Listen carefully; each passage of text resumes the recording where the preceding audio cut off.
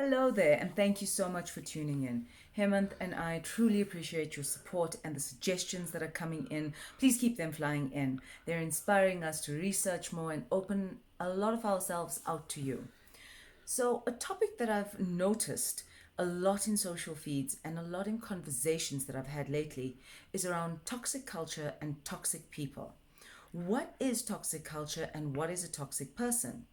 But then I thought everyone states toxic culture and toxic people. But what if you're the person that is amplifying this toxic culture?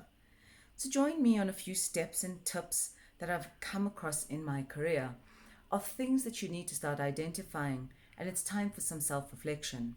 So, a toxic culture is an environment where people are generally unhappy and it causes counterproductivity in the workplace or even in the personal circumstances. It is a place where people are bickering, where people are unable to express how they feel, people are tired, and people are truly just not themselves. So, some of the tips or lessons that I've learned, let me give you 10. The first one is a point of reflection. Are you working in a silo or completely independently of your team, where in a team collaboration is required? By no means, please don't get me wrong, working independently is fantastic, but to a point where the rest of your team feels unwanted. Time for some reflection. Point two, do you have an inner circle of the chosen ones that they seem like the favorites or favoritism is evident? And the rest of the team feel completely unwanted and they feel that there isn't an even playing field. Time for some reflection. Also, you've got to watch your tone. Is your tone that of, I'm only here to work? I've heard the terms, I'm not here to make friends, I'm just here for a job. You really have to wonder, how is someone going to open up and feel comfortable if there's no human and heart? The fourth point is you're exceptionally hierarchical and title driven. You basically want to pull your weight or push your weight to get things done.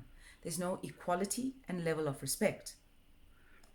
5, you make it clear that there's no two-way dialogue, that there's no dialogue between you and the rest of the team, your way or the highway.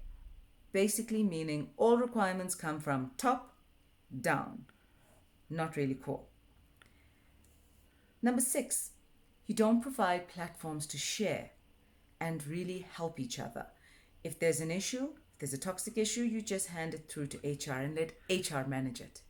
We are all human resource individuals and we all need to take responsibility for our team. Point 7, you're actually unaware of your team's workload and personal circumstances. And when you rely on this oblivion and brush things under the mat, it's going to snowball. Burnout, and I read a meme this week, burnout is all about a passionate person who lost their mojo because they're overworked and underappreciated and taken for granted. This is serious. 8, you're not shouting out to the standout. You're not showing appreciation to your loved ones at home and your loved ones at the office. You really need to show gratitude for those that are in your life and those that make your life beautiful. 9, you find yourself gossiping about your peers and your managers, and you really can't confront them face to face. So in that inner circle, you're talking about how useless someone is or how terrible someone is. Stand up and confront the person. And 10, my favorite and the most dear to me and something I aim to practice daily. You fundamentally have a lack of understanding and empathy, but you call it. You fail to meet someone halfway. You fail to meet someone the whole way and walk their shoes with them. Servant leadership, and if we're all training to be leaders, it's all about meeting someone at where they are and walking the journey with them so they can become more productive.